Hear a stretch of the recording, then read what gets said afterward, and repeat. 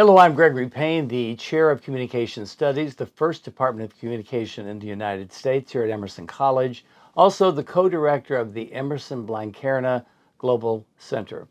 And what we're doing is we're reinstituting, actually restarting Pain on Politics. And we'll be doing this periodically, exploring issues of the day. When you hear Pain on Politics, you might say, well, it's only going to be dealing with national, local, or global events.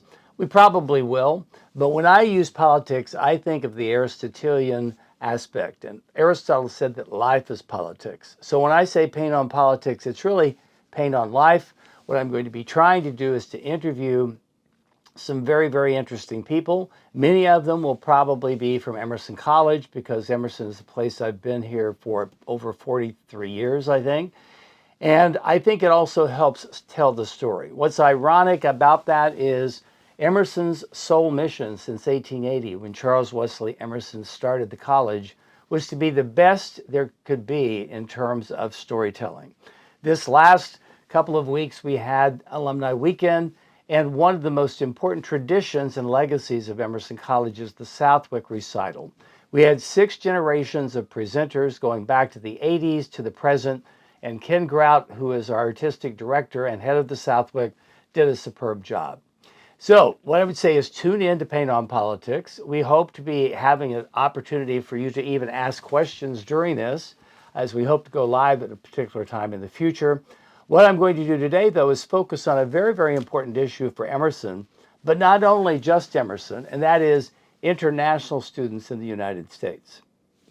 In my history at Emerson, I remember in the 1990s, we had an influx of students from Asia, primarily China, and it was wonderful to have them join us because they gave us a cultural, political, and social perspective that we lack here.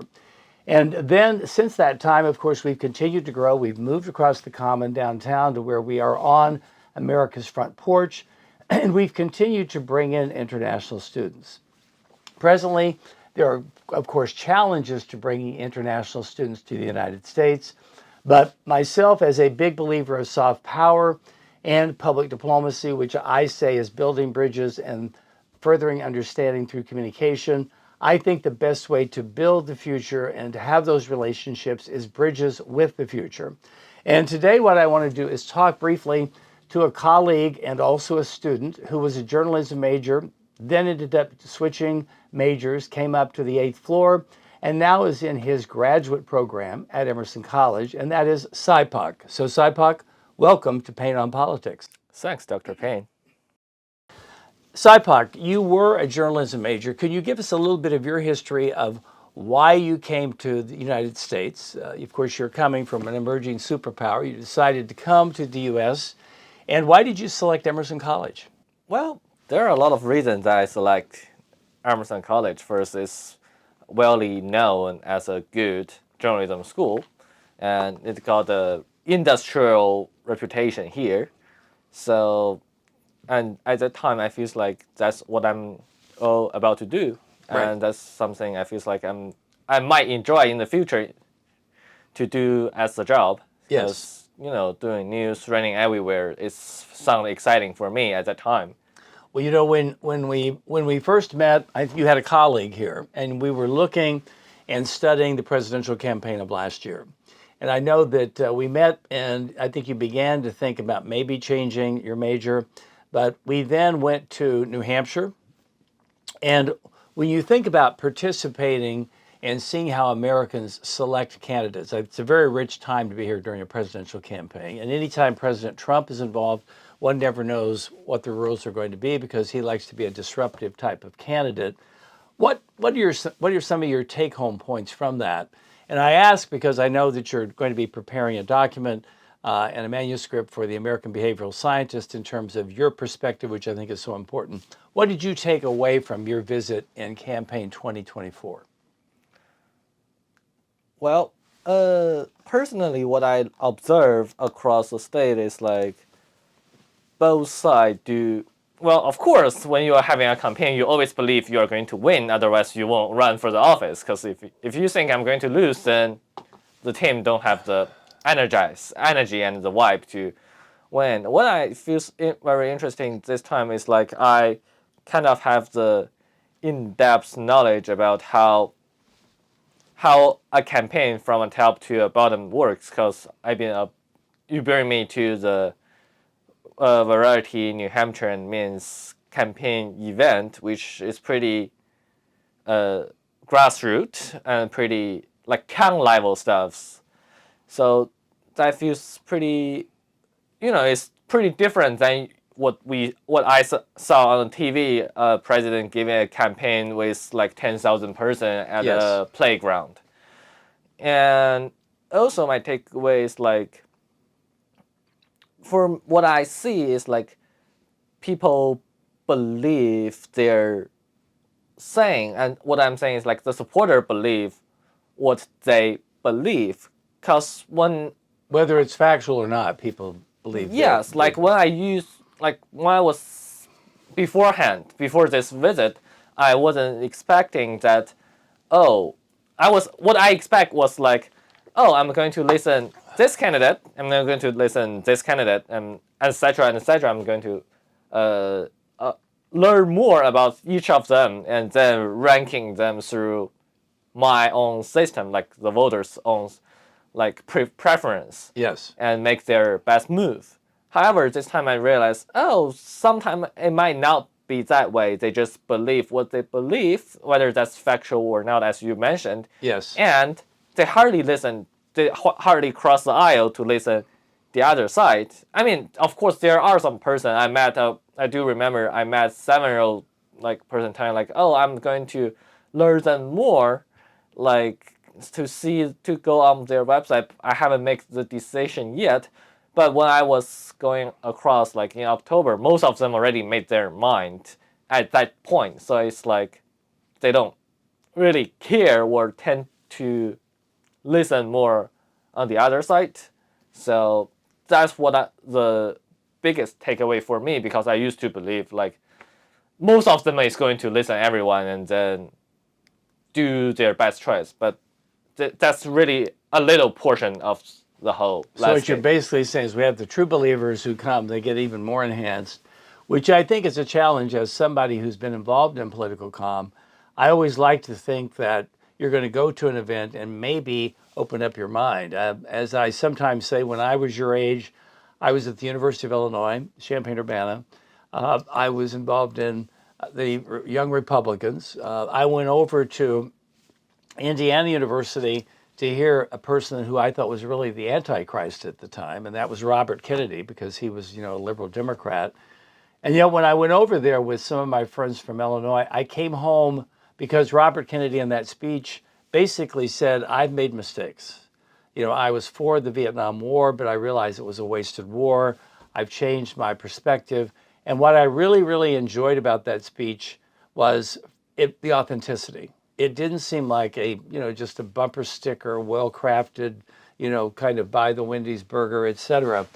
And when on the way home, I thought about that, and I suddenly moved away from reading Atlas Shrugged and Ayn Rand and kind of the conservative approach, which I still very much appreciate, and became more, I would say, moderate, middle of the road, and then worked for Senator Kennedy in his ill-fated campaign in '68. So I really appreciate you coming and sort of seeing the road to the White House, as Professor Kimball calls it. From your perspective, you have been involved with Carrie Thompson. Of course, she is your political communication guru in many ways. You've worked with Spencer, of course, Vincent, myself, Linda Peake Shack. What is it about the American political system that you think is intriguing? Of course, you come from a different system, but what are some of the things that you admire, and then some of the things that you would say are still challenges? And I'm saying that within the context of we face big challenges. So, it's not a critique, it's just an observation. Well, something I kind of don't understand, or even though a lot of colleagues and my friends explain to the culture context here, is basically two things. One is about the voter ID. Another thing is about the voting, how to count the ballot. Yeah. And well, that's pretty famous, because in 2000, Bush versus Gore that have a lot of context about Yeah. how to casting or determine a ballot if what is valid or no. Not the best example of democracy there. Okay. Yes.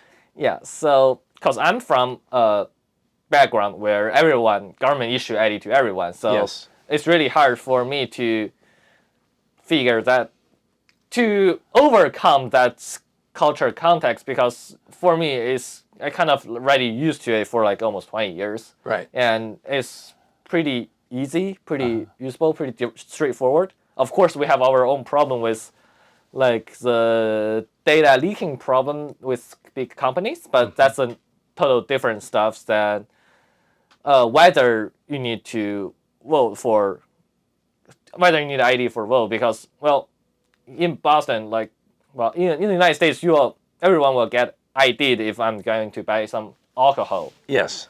And that will pretty strict on that. So for me, it's kind of still my personal question. No, here is like, well, if I'm buying alcohol, I need an ID. But if I'm going to vote for the president, especially the most powerful president across the world, the leader across the world, I might now like some states well, some states don't. So that's something for me is I reserve it. Yeah. So you've got, I guess, the inconsistency Yeah. of that. I think that's something. Of course, sometimes when you're doing podcasts, you have events that happen. So let me turn this off. Yes, and another thing, as I mentioned, is about the casting ballot. Yes. I mean, in the Taiwan region, when you are going to election, you are going to the poll, and they casting ballot Yes. by hand. Yes. So you basically need to sign the ballot and you cross it. And how they count ballot is at the poll station where you enter the ballot, they will count each ballot, take every ballot from the poll box, and there will be I'm not sure if that's volunteered or no, but the staff is going to take out the ballot, show it to everyone. Like, of course, if you are passing by, you could get into it and observe the whole process. And of course, there's the media there. Yes. You will show the ballot to everyone and saying like, oh, this is for candidate A, this is for candidate B, or this is an invalid ballot. Yes. And then the other person is going to cast a ballot on a piece of paper or on a blackboard. So in that case, each ballot is pretty straightforward. Everyone Yes. who see it. Of course, that will cost a lot of manpower, but I hardly heard a story about, oh, there is a ballot problem or there is a counting problem Yes. to that system. Well, even though it's like 1 or 2 ballot, it won't be like 10,000 ballot need to be recalculated or Right. to that extent, to that perspective. Right. I think as we see, I think you can dispute elections. You can say there was a ballot problem. Of course, most of the scientific surveys say the last 2 elections have been some of the most secure. But let me ask you this: when you're over here and you're working on your master's, you might be going to get your PhD afterwards. What do you hope to gain and take back as you move forward? Not necessarily take back to your home, but as you take back into yourself in terms of your experience here, because you truly do represent what I would call cultural competency, the ability to understand what's going on in your neck of the woods in China, but also be able to be here and sort of see, okay, this is kind of, I need to be culturally competent to the American perspective. What's your overall goal here of being, I would say, a peripatetic change agent? Well, for me, I personally would love, of course, to explore or take away more about how the election, I wouldn't say election works, but like the works and the not working part of the whole election and finding all those problems like from for now, I kind of want to more focus on more local level, like state level or city level, since I already explored the whole interest during the last presidential election cycle. And also, another part is like you mentioned Well, you mentioned about the self power and the cultural context several times, and you are the true believer of the self power and the well. Here we don't have the food part, but Yes. yes, Gastro diplomacy. Yes. Yes. yes. Yes. But so to that extent, it's like China and United States are the two biggest country, or in your way, Yeah. superpower. So of of course here are a lot of conflicts between two countries, but I do believe I'm a believer about the globalization and the internationalization. Of course, a lot of person nowadays across the world don't believe that. Yes. But I still believe that the two countries is it's better to work together than separate to Right. make the work better. So Right. in that perspective, we will need the person who know the two different political system better, so that could increase the understanding and decrease the misunderstanding and the misleading, those kind of stuff. So that's something. Well, it seems to me, Siapok, what we've discussed today is, first of all, your I would say fastidious interest in American politics. I see you involved in everything. I mean, you went back, as I said, to my home area to sort of better understand the people of Southern Illinois, which is radically different from Northern Illinois. And what I think your story, the way you've explained it here on Pain on Politics, is you're a firm believer in the power of communication, even in the biggest challenges, to enable individuals to establish bridges and to have a relationship. So you and I might not always agree, but at least we have this ongoing dialogue.